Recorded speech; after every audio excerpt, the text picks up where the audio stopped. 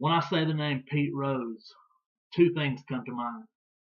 Charlie Hustle, the game's all-time greatest hitter with 4,256 hits.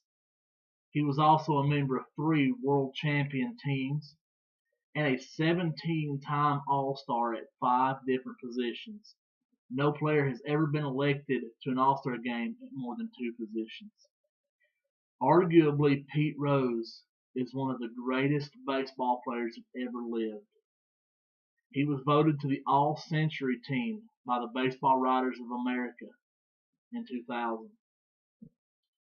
Unfortunately, many people only know him by his dark days, his gambling days.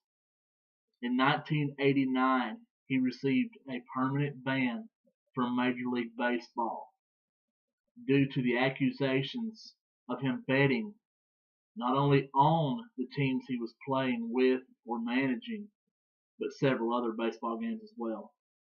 Now, while he has never denied gambling, he has vehemently denied gambling on any team in which he was a member of. That is a denial that he holds true to this very day. Unfortunately, in 1991, due to his ban in baseball, Cooperstown also put him on their permanent ineligibility list, meaning Pete Rose will never walk the halls of Cooperstown, and that's a shame. Now, I can understand the argument for not letting Pete Rose in the Hall of Fame. The accusations are dark. The ramifications of what Pete Rose did are endless. Was there point shaving involved? Was he intentionally throwing games to make money for himself? Unfortunately, I don't believe we'll ever know. However, his denial holds true to this day. He says he didn't bet on those games, and I don't see any reason why he would have any reason to lie. Now, Pete Rose was banned for gambling. That's not cheating. That's not affecting the game in any way. My argument is that there are baseball players who have been caught cheating, red-handed, and have received no such ban. I'd like to take a look at a couple of those now, such as Barry Bonds. According to the New York Times, he experienced a late career power surge in which he became baseball's all-time home run champion. Now, Barry Bonds was a very good hitter, but up until later in his career, he was never really a power hitter. Grand jury testimony from not only Barry Bonds, but Jason Giambi and Gary Sheffield as well showed that steroid use was rampant in Barry Bonds' later career. Was Barry Bonds banned from the game of baseball? No, he was not. As a matter of fact, he was just hired by the Miami Marlins as their hitting coach. Let that sink in for a second. Another man that I would like to talk about as a man I actually looked up to as a child, Mark McGwire, who was one of my favorite baseball players as I was growing up. But in January of 2010, Mark McGwire, who set the single season home run record in a torrid chase with Sammy Sosa in 1998, in which he hit 70 home runs, admitted to lying about steroid use. He was caught and admitted it. Was he banned? No. He is now employed by the St. Louis Cardinals as a hitting coach.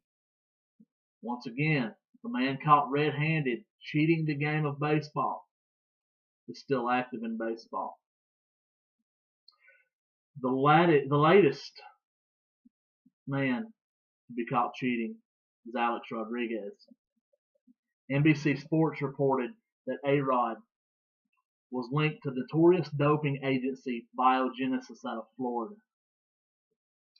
Now, Alex Rodriguez was suspended for 1 year.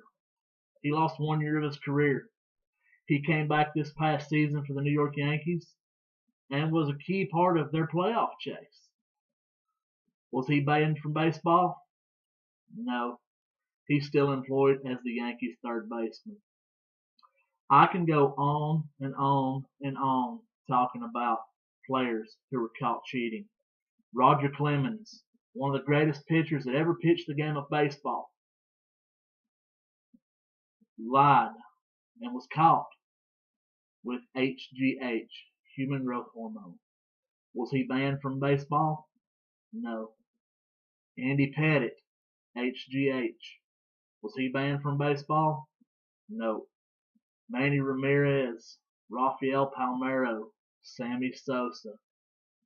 All three prestigious power hitters. All three admitted steroid users. All three lied before Congress. All three lied before the grand jury. Were they arrested? No. Should they have been? Yes. They lied under oath to a federal jury. That's perjury.